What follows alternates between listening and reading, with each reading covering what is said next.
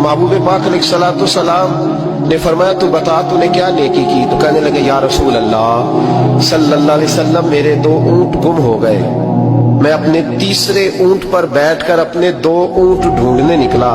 اے میرے قریب محبوب، اے محبوب دو عالم صلی اللہ علیہ وسلم، میں اونٹ ڈھونڈتے ڈھونڈتے جنگل کے اس پار گیا جہاں پرانی آبادی تھی، وہاں میں نے اپنے ان 2 اونٹوں کو پا لیا۔ ایک بوڑھا آدمی جانوروں کی نگرانی پہ بیٹھا تھا، اس کو جا کر کے میں نے کہا 2 اونٹ میرے ہیں۔ وہ کہنے لگا یہ تو چرتے چرتے آ گئے تھے، تمہارے ہیں تو لے جاؤ۔ انہی باتوں میں اس نے پانی بھی منگوا لیا، چند کھجوریں بھی آ گئیں۔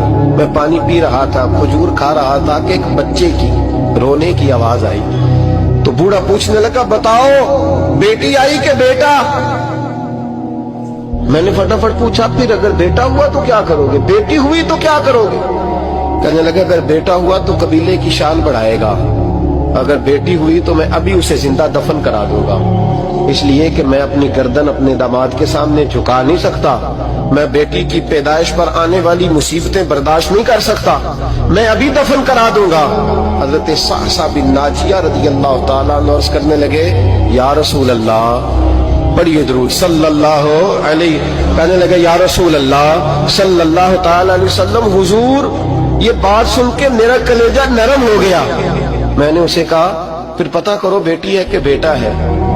اس نے معلوم کیا تو پتہ چلا بیٹی آئی ہے۔ میں نے کہا واقعی تو دفن کرے گا؟ کہنے لگا ہاں۔ میں نے کہا دفن نہ کر، مجھے دے دے، میں لے جاتا ہوں۔ یا رسول اللہ صلی اللہ علیہ وسلم، وہ مجھے کہنے لگا اگر بچی تمہیں دے دیں گے تو تم کیا کرو گے؟ میں نے کہا تم میرے 2 اونٹ رکھ لو، بچی دے دو۔ کہنے لگا نہیں 2 نہیں، یہ جو جس اونٹ پہ تو بیٹھ کے آیا یہ بھی لے لیں گے۔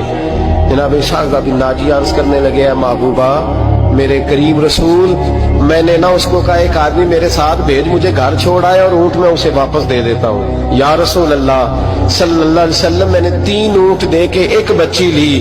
حضور اس بچی کو لا کے میں نے اپنی کنیز کو دیا، نوکرانی کو۔